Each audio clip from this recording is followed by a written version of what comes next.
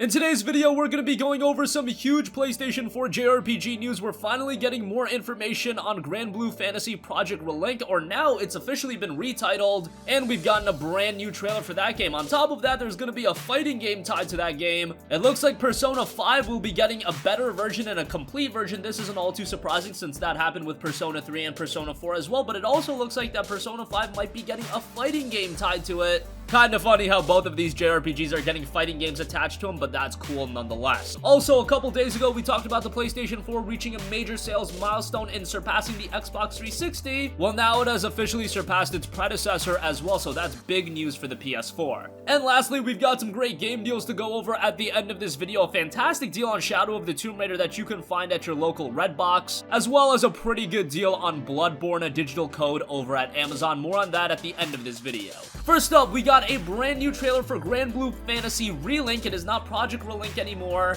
And once again, the trailer shows this stunning presentation of Granblue Fantasy Relink, and it's been shaping up very, very nicely, although we haven't gotten a ton of information. This game was originally set to launch in 2018 exclusively on the PlayStation 4, but of course at this point it has been delayed until sometime in 2019. It does look to be coming to the West, and I imagine it'll be received very, very well here, especially with some of the recent JRPGs that have delivered doing pretty well from a commercial standpoint over here in the West, and Japanese games in general. We've seen games like Ni no Kuni 2, Persona 5, more on that in a little bit, Dragon Quest XI, and other Japanese titles like Yakuza come over to the West and be received pretty well, so I imagine if Granblue Fantasy Relink was released in the West in 2019, it would be received well over here as well. But on top of that new trailer, we also got the announcement of Granblue Fantasy Versus. This is a fighting game being done by Arc System Works, and of course they also put out Guilty Gear, BlazBlue, Persona 4 Arena, and Dragon Ball FighterZ, and this also has that slick presentation style that we know them for. The art design of the game is being worked on by Hideo Minaba of Final Fantasy XIV, and the soundtrack is being composed by Nobuo Uematsu, who's a pretty big name in the JRPG world as far as soundtracks go. I know this is a fighting game, so this isn't going to be up everyone's alley, but it's coming from Arc System Works. They've done some fantastic games in the past, and if you are a fighting game fan, this is going to be another one to check out. We don't have any sort of release window for this. We don't know if it's going to come stateside, but as far as the Japanese release, we do know that's going to come sometime in 2019. I imagine a Western release would follow shortly thereafter, but that is just speculation on my part. And moving on from that,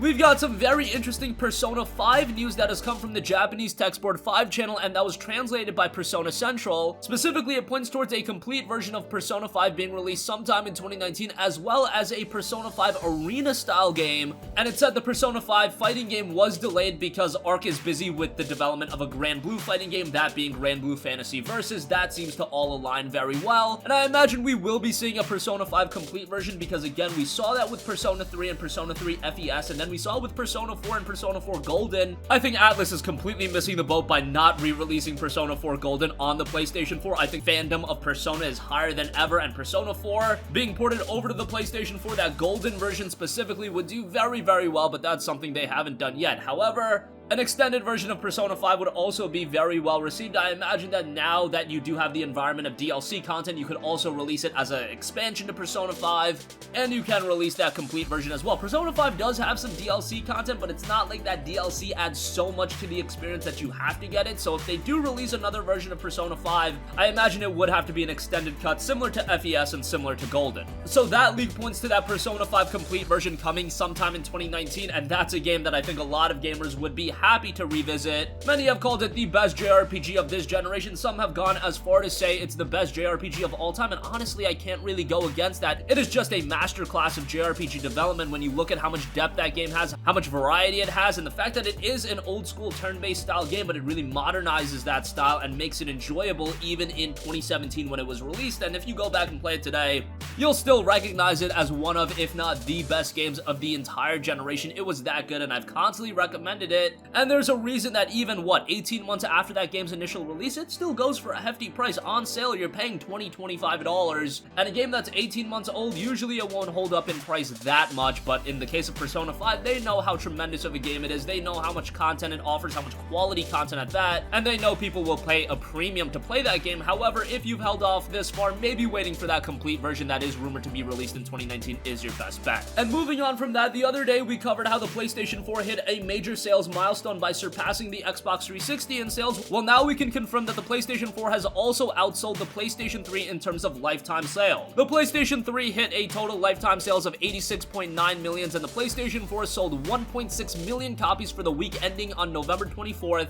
Remember, that was Black Friday weekend. A ton of people bought that Spider-Man bundle, so it's not surprising to see them sell 1.6 million units in just a single week. But more importantly, that brings their total lifetime sales to 88.05 million units, and that has officially surpassed the PlayStation 3. That is incredible, especially when you add to the fact that the PlayStation 3's main life cycle was from 2006 to 2013. In late 2013, the PlayStation 4 was released, so the PS3 began to get phased out, but again, it sold some units after that. But in that 7-year window, that's when the majority of PlayStation 3s were sold. Look at the PlayStation 4 right now. The PlayStation 4 was released in late 2013, and now we're only at late 2018. That means in just a 5-year window, the PlayStation 4 has already outsold the PlayStation 3, and that is pretty impressive. Now, I do have to add, the PlayStation 4 had a much stronger start than the PlayStation 3. The PlayStation 3 really had a debacle of a start with the $599 US price tag. I think everybody remembers that meme, but the PlayStation 3 did find its groove and find its footing in around 2008 to 2009, especially 09 with the release of the PS3 Slim,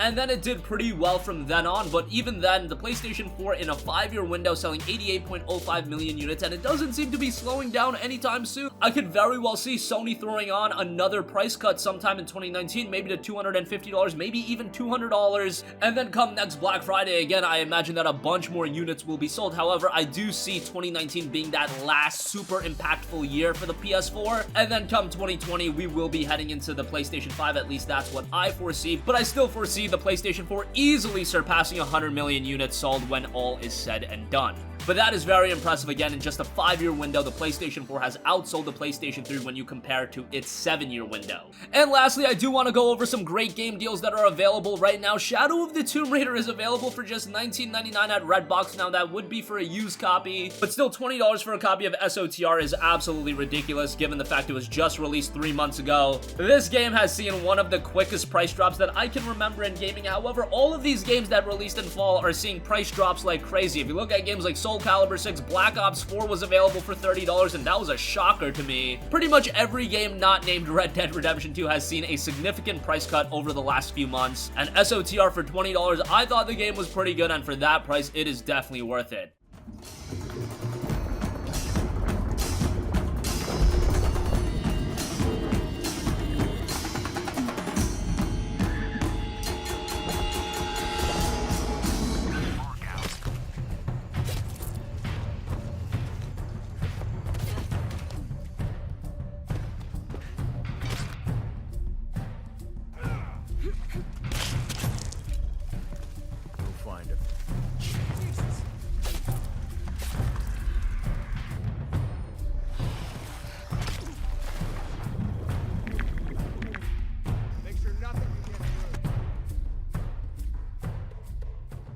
Also, I want to give a shout out to those of you guys that want to pick up a copy of Bloodborne, a digital code specifically over at Amazon. That's available for $7.99. The complete edition is available on the PlayStation Store right now for, I think, $13 and change. I gave that a mention yesterday. But if you want the base game for $8, that is a really good buy. Bloodborne, to me, was the first true PS4 system seller. And if you're familiar with the Souls games, if you like From Software titles, I imagine you already checked this out, but for whatever reason, if you haven't, $8 for it is a great deal. Link to that in the description box down below.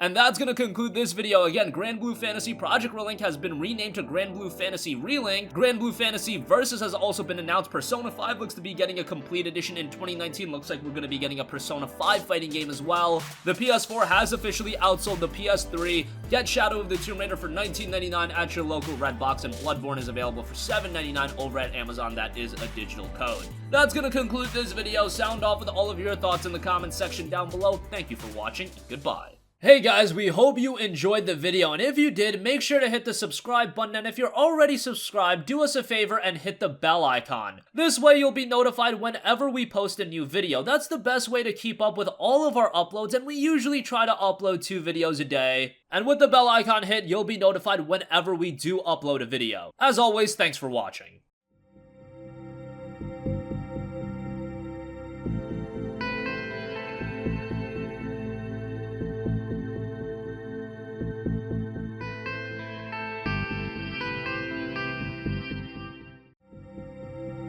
you.